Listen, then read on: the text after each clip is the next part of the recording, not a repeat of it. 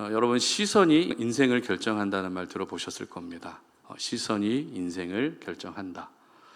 결국 어디에 우리가 시선을 두고 살아야 하는지, 그리고 무엇을 보며 살아가야 하는지가 중요하다는 뜻인데요. 넘어지지 않는 사람은 아무도 없습니다. 넘어지기 때문에 사람입니다. 따라서 도전하는 횟수가 많을수록 그만큼 실패도 많아질 수밖에 없습니다. 흔히 실패를 탁구공에 비유하는데요. 왜냐하면 꾸준히 탁구공을 넘기다 보면 언젠가는 그 공이 넘어오지 않기 때문입니다.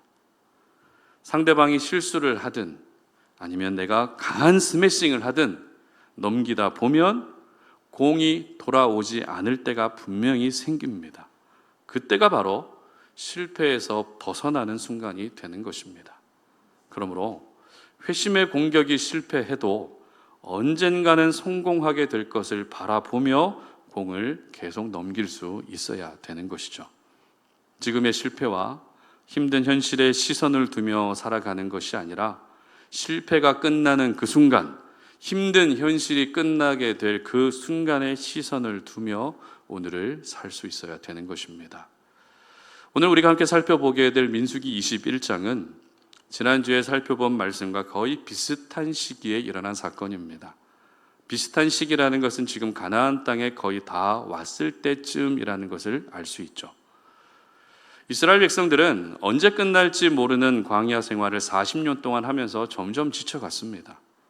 특별히 광야 생활이 더 힘들어질 수밖에 없었던 이유는 광야라는 환경 때문에 힘들었던 것이 아니라 같은 자리를 계속 맴돌아야 되는, 같은 자리를 돌고 돌아야 되는 그 반복된 일상이 계속 이어졌기 때문입니다.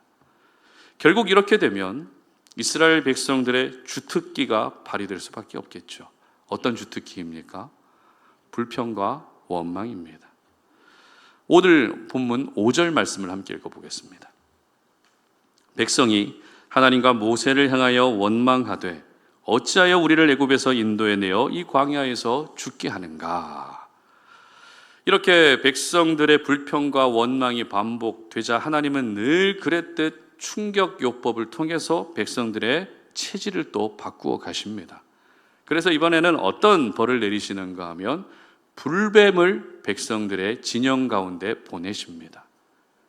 그런데 이 불뱀이 단순히 위협을 주기 위함이 아니라 실제로 불뱀에 물려 죽은 사람이 많았다라고 성경은 기록하고 있습니다. 오늘 본문 6절 함께 읽어봅니다. 여호와께서 불뱀들을 백성 중에 보내어 백성을 물게 하심으로 이스라엘 백성 중에 죽은 자가 많은지라. 자, 이렇게 되면 백성들은 어떻습니까?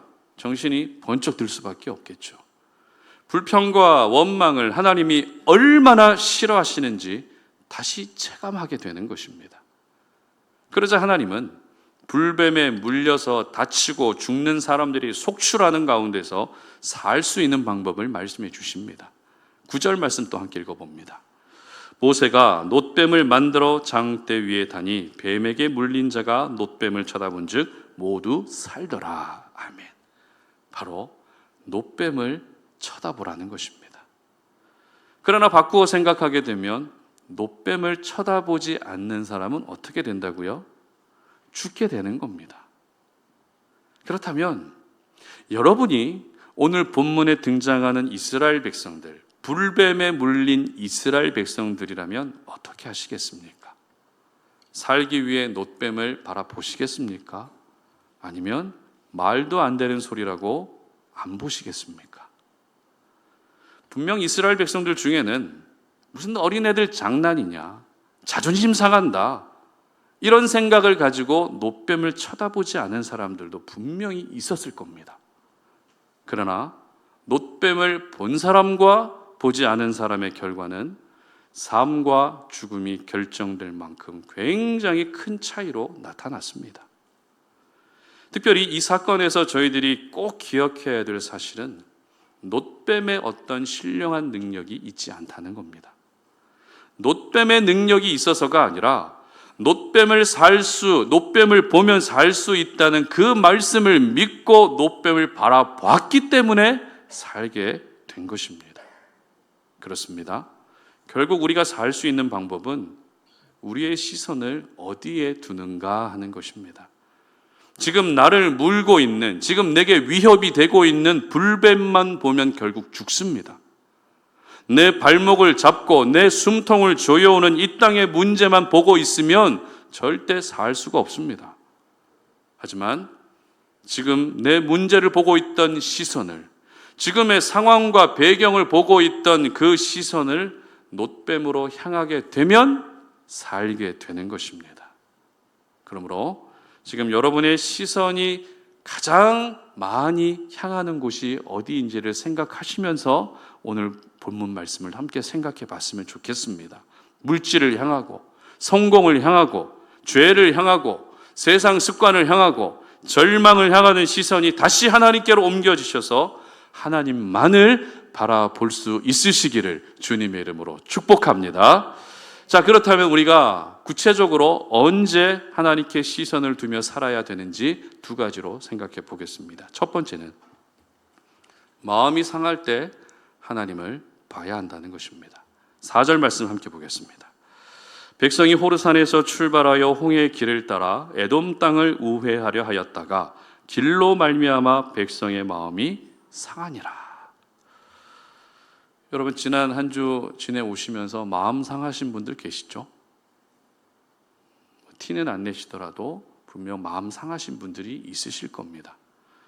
그럼 주로 언제 마음이 상하십니까? 아마 대부분 말 한마디 때문에 마음 상하는 일들이 굉장히 많습니다. 특히 부부 사이에 말 한마디 때문에 마음 상할 때가 얼마나 많습니까? 아내가 남편에게 요즘 나 살 빠진 것 같지 않아?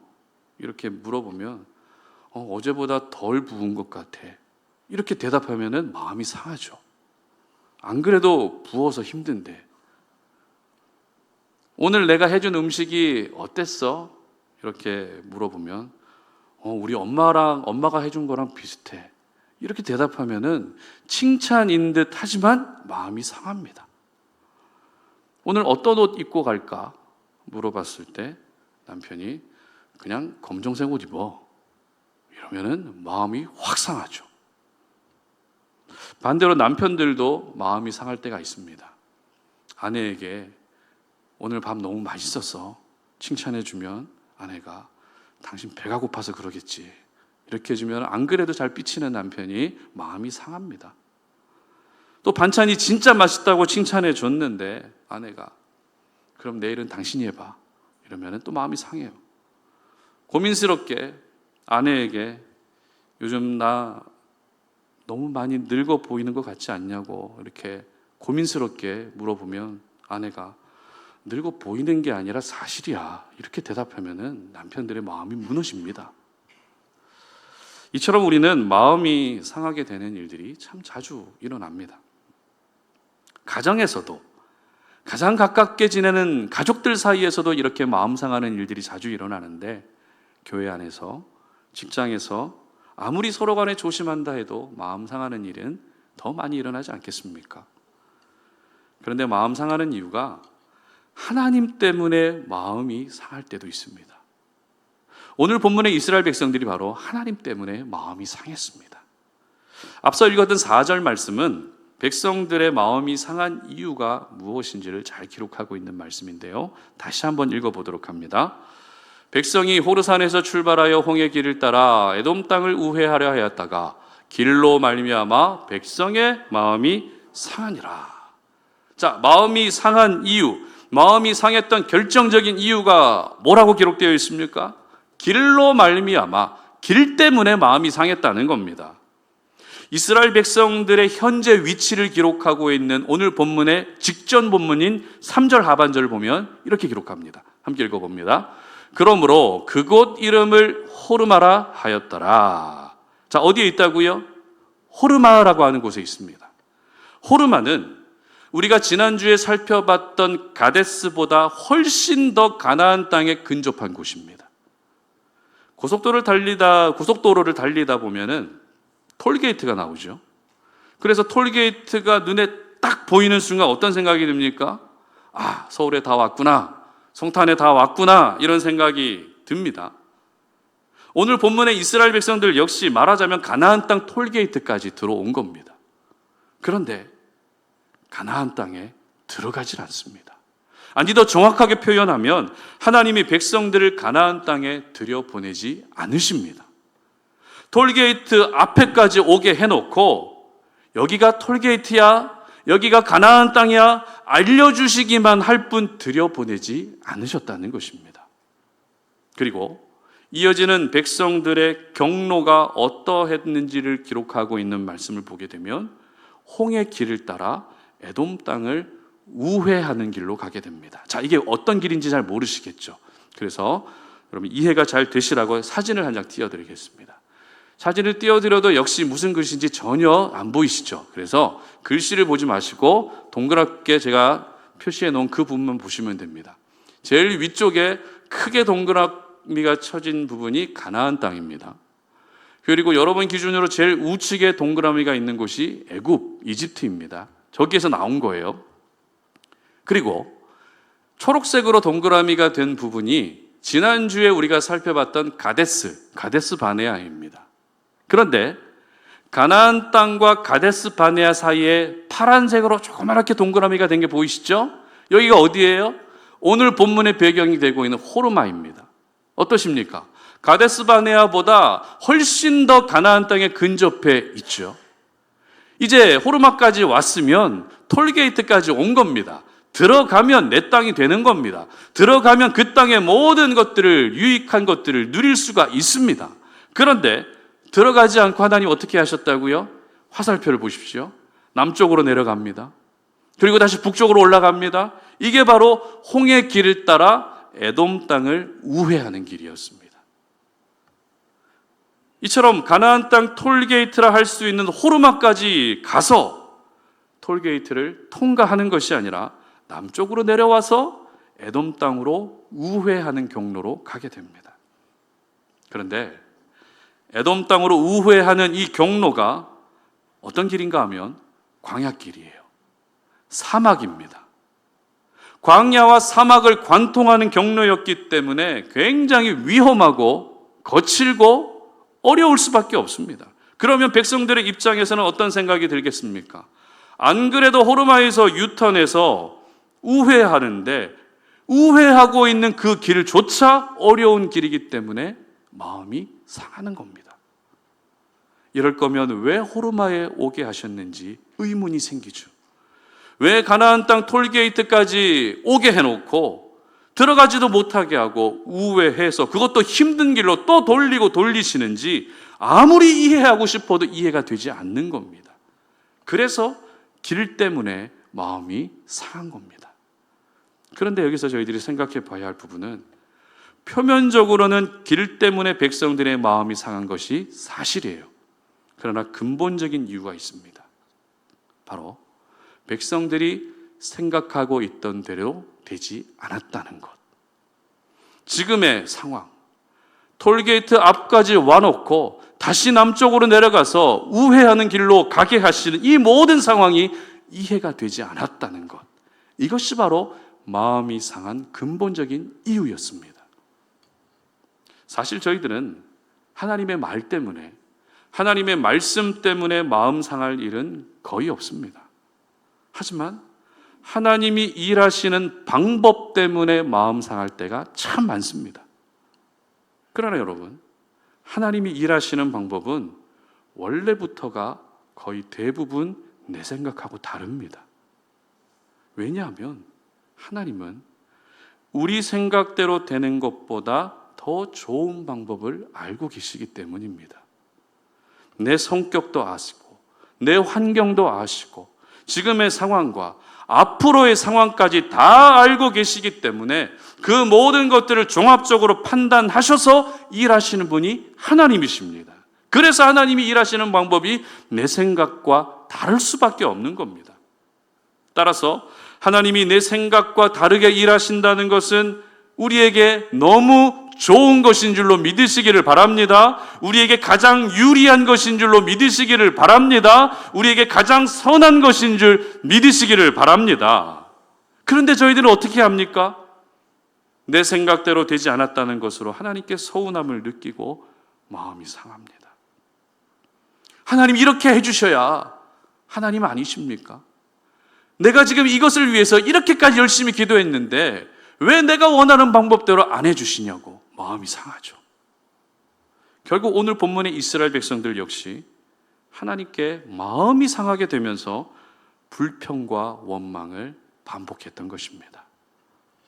그러나 우리 하나님은 백성들의 반복적인 불평과 원망 때문에 불뱀에 물리게 하셨지만 그럼에도 불구하고 놋뱀을 보면 살 수 있게 하셨다는 사실을 절대 잊으시면 안 됩니다. 불평과 원망의 시작점이 됐던 마음이 상한 그 시점부터 뭐 해야 됩니까? 하나님을 바라봐야 한다는 것입니다. 내 생각대로 되지 않아서 마음이 상한 것은 사실이지만 마음이 상한 그 상태에 계속 꿍하니 머물러 있는 것이 아니라 그럼에도 불구하고 하나님께 시선을 향해야 불평과 원망으로 이어지지 않는 것입니다. 그리고 더 나아가서 나의 상한 마음까지도 하나님이 고쳐주시는 것입니다. 여러분, 앞서 말씀드린 것처럼 우리는 사람 때문에 마음 상할 수도 있고 말 한마디 때문에 마음 상할 수도 있고 태도 때문에 마음 상할 수도 있습니다. 그리고 내 생각대로 되지 않는다는 이유로 하나님을 향해서 마음이 상할 수도 있습니다. 그러나 마음이 상하는 그 순간에 상한 마음을 가지고 하나님을 바라볼 수 있으시기를 주님의 이름으로 축복합니다. 시편 34편 18절 말씀 함께 읽습니다. 여호와는 마음이 상한 자를 가까이 하시고 충심으로 통회하는 자를 구원하시는도다. 아멘. 다시 한번 읽습니다. 여호와는 마음이 상한 자를 가까이 하시고 충심으로 통회하는 자를 구원하시는도다. 아멘. 그렇습니다. 오히려 상한 마음을 가지고 하나님을 바라보면 살리시는 은혜, 회복시켜 주시는 은혜, 고쳐 주시는 은혜가 임하게 되는 것입니다. 바라기는 마음이 상하실 때 여러분의 시선을 하나님을 향할 수 있기를 바랍니다. 그래서 죽을 것 같은 고통과 위기 가운데서도 살려주시는 은혜가 있으시기를 주님의 이름으로 축복합니다. 두 번째는 내성이 생길 때 우리는 하나님을 봐야 합니다. 5절 말씀인데요, 함께 읽습니다. 백성이 하나님과 모세를 향하여 원망하되 어찌하여 우리를 애굽에서 인도해 내어 이 광야에서 죽게 하는가? 이곳에는 먹을 것도 없고 물도 없도다. 우리 마음이 이 하찮은 음식을 싫어하노라 하며. 아멘. 자, 여러분은 하루에 커피를 몇 잔 정도 마시세요? 제일 많이 마시는 분이 누구신지 모르겠네요. 혹시 하루에 5잔 이상 마시는 분 계세요? 5잔. 예, 우리 최현석 셰프님. 예. 최현석 성도 하루 5잔 이상 마시세요? 와. 4잔 마신 분 계세요? 4잔. 3잔. 3잔 조금 있으시고 2잔. 2잔이 제일 많으실 것 같아요. 1잔. 1잔. 예. 저는 참고로 3잔을 마십니다. 근데 어제 다음 세대 일부 여름 캠프를 하면서 제가 직접 진행하는 것도 아닌데 오래간만에 아이들 앞에서 설교를 했더니 얼마나 긴장했는지 하루 종일 피곤하더라고요. 그래서 마술을 나름대로 준비해서 막 보여주긴 했는데 다 티가 나가지고 망신당했습니다. 그래서 어제는 하루에 커피를 4잔을 마셨어요. 그래도 감사한 것은 4잔을 마시든 10잔을 마시든 저는 숙면을 취합니다. 얼마나 잠이 잘 오는지 몰라요. 카페인 때문에 밤늦게 커피 못 드시는 분 계시잖아요. 저는 너무 잘 마셔요. 너무 잘 자요. 참 감사한데요. 그럼 여러분, 우리가 커피를 왜 마실까요? 커피를 왜 마시죠? 아무래도 이 카페인의 힘으로 버티기 위해서 커피를 마십니다. 카페인은 중추신경계를 자극해서 각성 효과를 주고 신체적, 정신적 기능 향상에 도움이 된다고 공식적으로 나와 있습니다. 그래서 정신을 차리기 위해서, 피로 회복을 위해서 커피를 마시게 됩니다. 그런데 어느 순간부터 한 잔이면 충분했던 커피가 2잔, 3잔, 4잔으로 조금씩 늘어나는 분들이 있으실 거예요. 하루에 마시는 평균이 2잔이라고 했는데 그러면 왜 평균 1잔이 아니라 2잔일까요? 이에 대해서 전문가들의 의견은 카페인에 내성이 생겼기 때문이라고 이야기합니다. 이 내성이라는 말은 주로 약을 반복적으로 복용함으로써 약효가 떨어질 때 내성이 생겼다 이렇게 이야기를 합니다. 그러나 내성의 의미를 보게 되면 꼭 약물과 관련되지 않아도 카페인처럼 아니면 어떤 환경이나 사람과 관련해서도 내성이라는 말이 사용될 수 있습니다. 요즘 저희 집에 큰아이가 사춘기를 제대로 보내고 있습니다. 세계의 화약고가 중동이라고 하는데 저희 집에 지금 화약고가 좀 있으면 폭발할 것 같아요.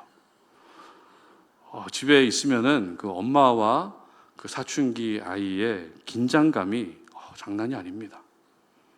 그러면서 작은 아이하고 저하고는 이쪽 구석에서 두 손 꼭 붙들고 우리는 사이좋게 지내자 이렇게 이야기를 하면서 잘 지내고 있어요. 그렇다고 뭐 사춘기 아이가 엄마한테 함부로 하고 그러진 않아요. 못되게 하고 그러진 않는데 이 두 사람 중에 목소리가 항상 큰 쪽은 어느 쪽이에요? 엄마가 목소리가 클 수밖에 없죠. 그럼 엄마의 목소리가 큰 이유가 뭘까요? 말을 안 듣기 때문에 목소리가 커지는 겁니다. 그런데 아이의 입장에서 보면 또 어떨까요? 엄마가 하는 말이 다 맞는 말이긴 하지만 지금까지 늘 들어오다 보니 엄마의 잔소리에 내성이 생긴 겁니다. 그래서 이제는 웬만한 말을 해도 타격감이 별로 없습니다. 이미 아이는 잔소리에 내성이 생겼기 때문에 그냥 침묵하고 있습니다. 그럼 엄마는 화가 나죠? 목소리가 올라갑니다. 그렇게 목소리를 올려가면서 잔소리를 해도 데미지를 입지 않고 있는 아이의 모습을 보면서 점점 더 목소리가 계속 하늘 끝까지 올라가게 되는 거죠. 그러고 보면 우리가 이 땅을 살아가면서 고난과 어려움과 실패와 상처 이런 것들의 내성이 생기면 참 좋겠는데 은혜의 내성이 생기는 순간 그것은 지금 내 영혼에 적신호가 들어왔다라고 봐야 됩니다. 왜냐하면 은혜에 무뎌지고 있기 때문입니다. 이스라엘 백성들은 자기 생각과 전혀 다른 길로 가게 되자 불평하고 원망합니다. 그런데 불평의 내용 중에 지금까지 우리가 알고 있던 내용과는 다른 새로운 불평이 등장합니다. 참고로 우리가 지금까지 알고 있던 백성들의 불평의 주된 내용들이 어떤 내용이었죠? 없다는 것 아닙니까? 물도 없어요. 무화과도 없어요. 포도도 없어요. 파종할 땅도 없어요. 온통 없는 것만 가지고 불평을 이어갔습니다. 그런데 5절 하반절 보시기 바랍니다. 이곳에는 먹을 것도 없고 물도 없도다. 우리 마음이 이 하찮은 음식을 싫어하노라 하며. 어떤 내용으로 불평하고 있죠? 지금 먹고 있는 음식이 하찮다는 겁니다. 자, 그렇다면 지금 이스라엘 백성들이 먹고 있는 음식은 어떤 음식일까요? 바로 꿀 섞은 과자 맛이 나는 만나. 이 만나를 먹고 있었습니다. 만나는 백성들이 먹을 것이 없다는 이유로 불평하고 원망할 때 하나님이 특별히 내려주신 음식입니다. 전혀 수고하지도 않았는데 아침에 자고 일어나면 곳곳에 만나가 다 있는 겁니다. 그래서 하루 먹을 만나를 다 수확해서 그 만나를 먹으면서 40년 동안 버틴 겁니다. 물론 40년간 같은 음식을 먹었다는 것은 쉬운 일이 아니에요. 그러나 광야에서는 음식을 구할 수도 없습니다. 어디 정착해서 파종하고 농사를 지을 수도 없습니다. 그런데 그런 백성에게 매일매일 아침마다 만나가 내려오는 겁니다. 따라서 만나는 없어서는 안 될 일용할 양식이었습니다. 만나 없이는 생명을 이어갈 수 없었다는 것입니다. 따라서 만나는 맛을 떠나서 백성들에게 반드시 필요한 음식이자 은혜였습니다. 그렇다면 이렇게 광야에서 굶어 죽지 않고 생명을 이어갈 수 있게 해주었던 만나가 정말 하찮은 음식일까요? 보잘것없는 음식일까요? 그렇지 않겠죠. 만나는 결코 하찮은 음식이 아닙니다. 그런데 백성들이 이 귀한 음식을 가지고 자신의 생명을 이어갈 수 있게 해주는 이 귀한 음식을 가지고 어떻게 말하고 있습니까? 만나가 하찮다는 겁니다. 만나가 보잘것없다는 겁니다. 질려서 싫다는 겁니다. 더 이상 못 먹겠다는 겁니다. 이처럼 백성들은 하나님의 은혜에 내성이 생기고 말았습니다. 매일 먹고 있고 매일 누리고 있지만 감사도 없고 감동도 생기지 않을 정도로 은혜의 내성이 생기고 말았던 것입니다. 이렇게 은혜의 내성이 생기기 시작하면 지금 누리고 있는 은혜에 대한 감사가 사라집니다. 그리고 지난주에 살펴본 것처럼 없는 것만 찾게 되고 또 불평하게 되는 겁니다. 자, 그렇다면 오늘 본문에서 노댐을 보면 살 수 있다는 것은 어떤 의미일까요? 바로 다시 은혜를 회복해야 된다는 뜻입니다. 은혜의 내성이 생겨서 만나를 하찮은 음식으로 여기며 살아가는 것이 아니라 지금 주어진 은혜의 중요성을 깨달아야 된다는 것입니다. 은혜를 은혜로 인정할 수 있어야 되고 지금 내가 살기 위해서는 또 한 번의 은혜가 필요하다는 것을 인정할 수 있어야 된다는 것입니다. 그러나 문제는 무엇입니까? 점점 은혜의 내성이 생기고 있었던 거죠. 예전에는 10만 원만 주셔도 그렇게 감사했는데 이제는 10만 원 주셔도 돈처럼 생각하지도 않습니다. 더 많은 돈을 달라고 하나님께 따집니다. 예전에는 하루를 무사히 잘 보내게 해주시면 그것만으로도 감사했는데 이제는 그게 은혜가 은혜로 여겨지지 않습니다. 예전에는 감기 한번 걸려서 낫게 해주셔도 감사했는데 이제는 내가 약을 잘 먹어서 잘 쉬어서 낫다라고 생각합니다. 설교를 준비하면서 은혜의 내성이 생긴 제 모습이 떠올랐습니다. 제가 송탄에 내려왔을 때가 2018년 12월이었습니다. 그리고 2019년 3월에 인테리어 공사를 끝내고 3월 25일에 교회가 설립이 됐습니다. 2018년 12월 추운 겨울에 가족들하고 내려와서 예배를 드려야 되는데 가장 처음 드린 예배가 금요기도회였어요. 그때 금요기도회를 어떻게 드렸는가 하면 그때는 냉난방 시설도 없었습니다. 4명이 제일 앞자리 여기 앉아서 스토브 켜놓고 이불 둘러매고 여기에서 TV 켜놓고 넷이서 예배를 드렸어요. 오륜교회 영상 예배로. 아무것도 모르는 막내 둘째 아이는 그때 초등학교 1학년이었는데 앞에 나와서 찬양에 맞춰서 지 혼자 막 춤을 추고, 큰 아이는 재미없다는 듯이 계속 뾰루통하게 그냥 보고 있고. 그래도 참 감사했습니다. 앞으로 하나님이 행하실 일들이 분명히 있겠구나. 기대가 막 됐습니다.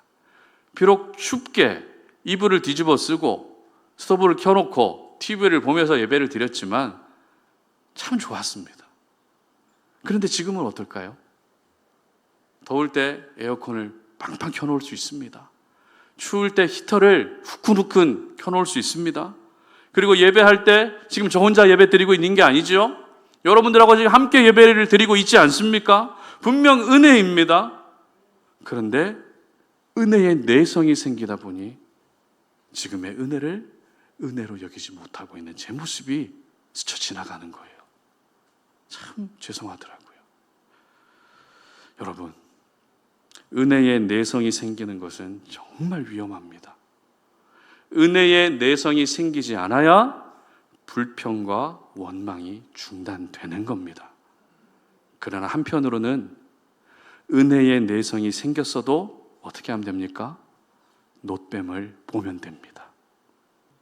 하나님을 바라보면 됩니다. 하나님께 다시 시선을 고정하게 되면 살 수 있게 되고 다시 은혜를 은혜로 여길 수 있게 되는 것입니다. 그러므로 요즘 들어서 특히 은혜의 감격이 사라지고 있다면 다시 하나님을 바라보셔야 할 때입니다. 신앙생활을 하고 있지만 신앙생활에 매너리즘이 빠져 있다면 다시 하나님을 바라보셔야 할 때입니다. 여러분 중에 매주 예배에 나와서 말씀을 듣고 이렇게 예배를 드리고 계시는데 매주 설교를 들으시면서 예전 같지 않게 은혜가 덜 되는 분들이 있으시죠? 처음에 예배를 드릴 때는 막 말씀의 은혜를 받았는데 시간이 지나면서 은혜가 덜 되는 분들이 있을 겁니다. 그러면 질문합니다. 설교를 하고 있는 제가 문제일까요? 설교를 듣고 계시는 여러분이 문제일까요? 목사님이 문제죠? 그러실 수도 있죠. 그러나 여러분, 제가 설교를 잘하든 설교를 잘 못하든 전해지는 말씀은 하나님의 말씀입니다. 그런데 설교의 은혜가 예전 같지 않다면 지금 여러분은 제 설교에 내성이 생긴 것일 수도 있습니다. 하나님의 말씀에 내성이 생겼을 수도 있다는 겁니다. 따라서 내성이 생겼을 때 다시 하나님을 바라볼 수 있어야 되는 것입니다. 가족들과의 관계에서도 내성이 생길 수 있죠. 지금 직장에서 내가 하고 있는 일에도 내성이 생길 수 있습니다. 삶의 모든 부분에서 내성이 생길 수 있습니다. 이렇게 내성이 생기기 시작하면 기대감도 사라지고 다 귀찮고 짜증만 납니다. 그러나 내성이 생길 때 하나님을 바라보게 되면 다시 기대감이 생기게 되고 감사가 넘치게 되고 죽어가던 내 영혼이 살 수 있게 되는 줄로 믿으시기를 바랍니다. 그러므로 늘 우리 곁에서 떠나지 않으시는 하나님께 시선을 고정하며 살 수 있으시기를 주님의 이름으로 축복합니다. 말씀을 맺겠습니다. 요한복음 3장 14절 15절 말씀 함께 읽어보겠습니다. 모세가 광야에서 뱀을 든 것 같이 인자도 들려야 하리니 이는 그를 믿는 자마다 영생을 얻게 하려 하심이니라. 아멘. 예수님은 모세가 광야에서 놋뱀을 든 사건을 언급하시면서 결국 예수님 자신도 놋뱀처럼 높이 들려야 한다라고 말씀하십니다. 무슨 말입니까? 오늘 본문에서 모세가 든 놋뱀은 예수님의 그림자라는 것입니다. 광야에서 모세가 장대 위에 달았던 그 놋뱀은 예수님의 모형이라는 겁니다. 불뱀에 물린 백성들이 놋뱀을 보면 살 수 있었던 것처럼 죄로 죽었던 저희들이 예수님을 보면 살 수 있게 되는 것입니다. 그렇습니다. 우리의 시선이 향해야 할 곳은 독생자를 이 땅에 보내신 아버지 하나님이시고 아버지 하나님의 뜻을 따라서 죄 없이 우리를 위해 십자가에 달려 돌아가신 예수님을 향할 수 있어야 되는 것입니다. 그러므로 여러분, 마음이 상하십니까? 하나님을 바라보시고 예수님을 바라보시기를 바랍니다. 사람들의 말 때문에, 사람들의 태도 때문에, 하나님이 일하시는 방식 때문에 마음이 상할 수는 있지만 마음이 상한 그 상태로 두지 마시고 놋뱀을 보시기를 바랍니다. 하나님을 보시기를 바랍니다. 예수 그리스도를 보시기를 바랍니다. 그리고 내성이 생기고 계십니까? 내성이 생길 때 하나님을 바라보시기를 바랍니다. 점점 더 은혜에 무뎌지고 은혜에 무감각해지고 있다는 것은 다시 은혜를 회복해야 되는 시점이라는 겁니다. 그러므로 우리를 위해 대신 십자가에서 죽으신 예수님을 바라보시면서 무엇보다도 구원의 은혜를 다시 한번 회복할 수 있었으면 좋겠습니다. 우리가 살고 있는 세상은 정말 화려한 세상입니다. 그러나 화려한 만큼 우리의 시선을 빼앗는 유혹들이 얼마나 많은지 모릅니다. 매일매일 일어나는 인생의 문제와 어려움도 역시 우리의 시선을 뺏는데 한몫하고 있습니다. 바라기는 이런 세상을 살아가면서 불평과 원망이 여러분의 주특기가 되지 않게 하시기를 바랍니다. 내 시선이 하나님을 향하고 내 시선이 예수 그리스도를 바라보며 내 시선이 놋뱀을 바라봄으로써 죽을 것 같은 위기 가운데서도 살려주시는 은혜가 저와 여러분 모두에게 있으시기를 주님의 이름으로 축복합니다. 우리 시간에 함께 찬양하고 기도하도록 하겠습니다. 시선이라는 찬양입니다.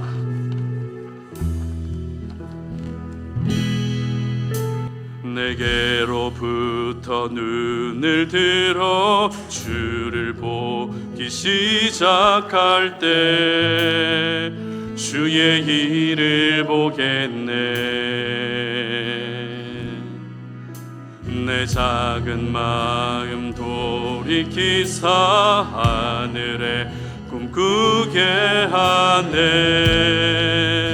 주님을 볼 때 모든 시선을 주님께 드리고 살아계신 하나님을 느낄 때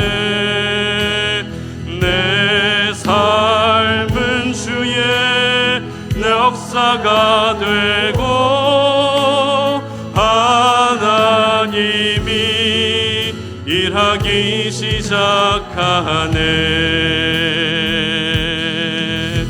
성령이 나를 변화시켜 모든 두려움 사라질 때 주의 일을 보겠네.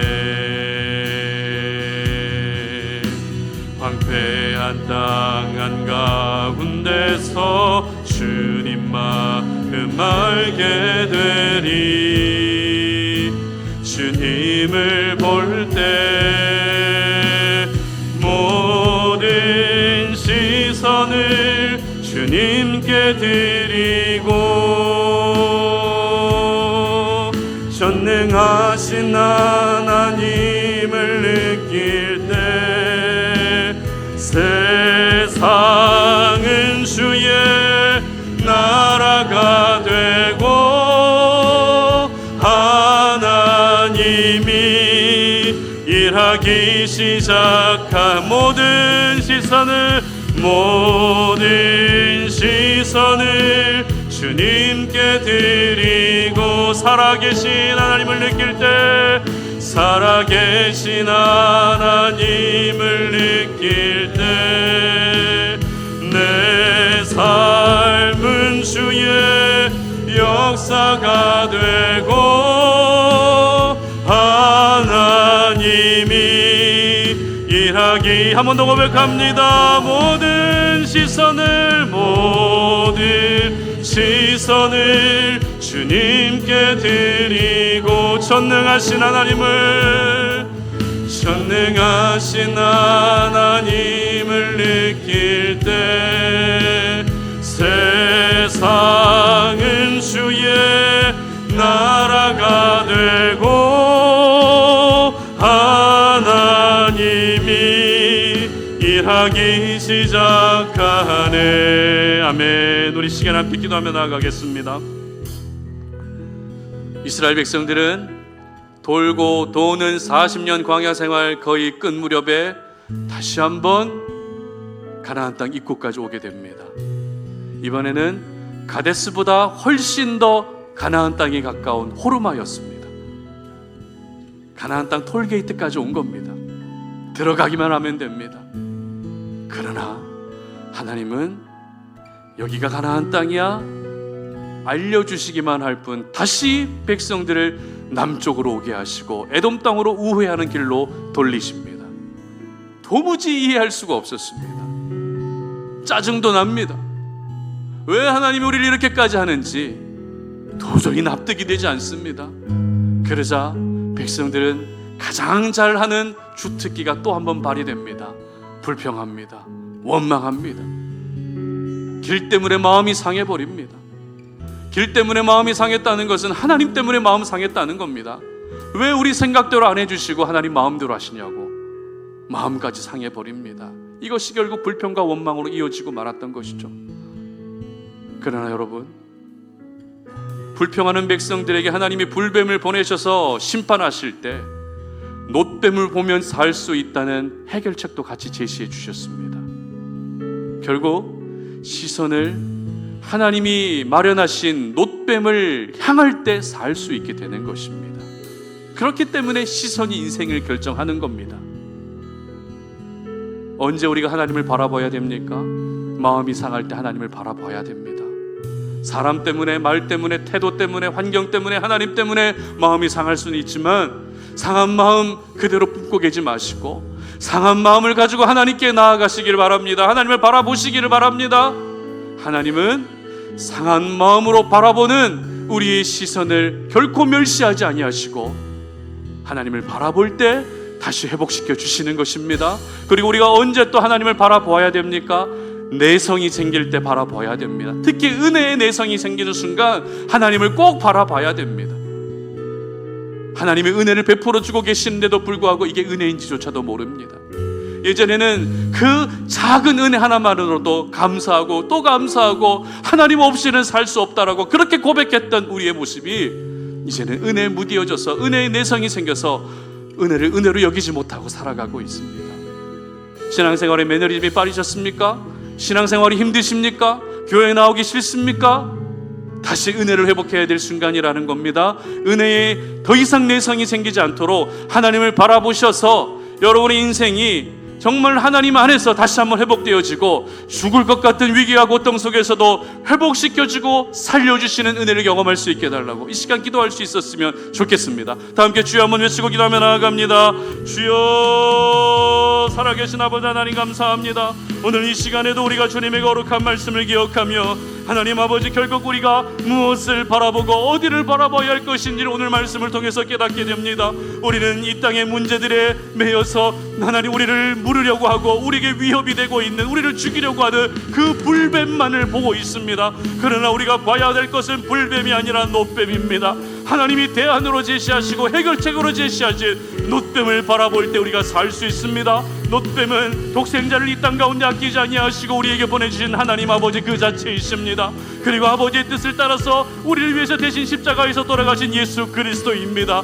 놋뱀을 보게 하여 주시옵소서. 특히 마음이 상할 때 놋뱀을 보게 하여 주시기를 원합니다. 마음이 상해서 하나님 모든 것이 귀찮고 짜증나지만 그러나 그 상한 마음을 가지고 주님 앞으로 달려나가게 하여 주시고 그래서 다시 우리를 세워주시고 살려주시는 은혜를 경험할 수 있게 하여 주시기를 원합니다. 하나님 아버지 시간이 지나고 지나면서 하나님 아버지 나도 모르게 은혜의 내성이 생기고 말았습니다. 은혜를 받고 있지만 은혜가 은혜 같지가 않습니다. 하나님이 베풀어 주시는 많은 은혜들이 있는데도 불구하고 그것을 은혜로 여기지 못하고 당연하게 여기며 살고 있는 우리의 모습을 불쌍히 여겨 주셔서 하나님 은혜에 무디어지고 있고 은혜에 무감각해지고 있는 이때에 다시 하나님을 바라보고 놋뱀을 바라봄으로 은혜를 회복할 수 있게 하여 주시옵소서. 그래서 우리가 하나님을 바라보았을 때 이 땅에서 우리가 해결하지 못한 인생의 모든 문제들을 해결해 주실 뿐만 아니라 내 영혼이 사망의 길로 나아가는 것이 아니라 생명의 길로 나아갈 수 있다는 것을 경험하는 저희들의 삶이 될 수 있도록 도와주시옵소서.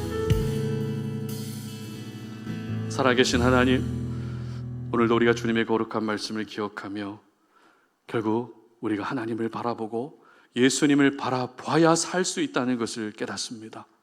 살아가다 보면 마음 상할 때가 너무 많습니다. 말 한마디 때문에, 그 사람의 태도 때문에, 심지어 하나님이 일하시는 방식 때문에 마음 상할 때도 있습니다. 그러나 마음이 상할 때 더 이상 상한 마음 그대로 두지 않게 하시고 그 상한 마음을 가지고 하나님을 바라보게 하여 주셔서 그 상한 마음을 치유해 주시고 다시 회복시켜 주시는 주님의 큰 은혜를 경험할 수 있도록 도와주시옵소서. 어느 순간부터 은혜의 내성이 생기고 말았습니다. 은혜를 받고 있지만 이것이 은혜인지조차도 모르겠습니다.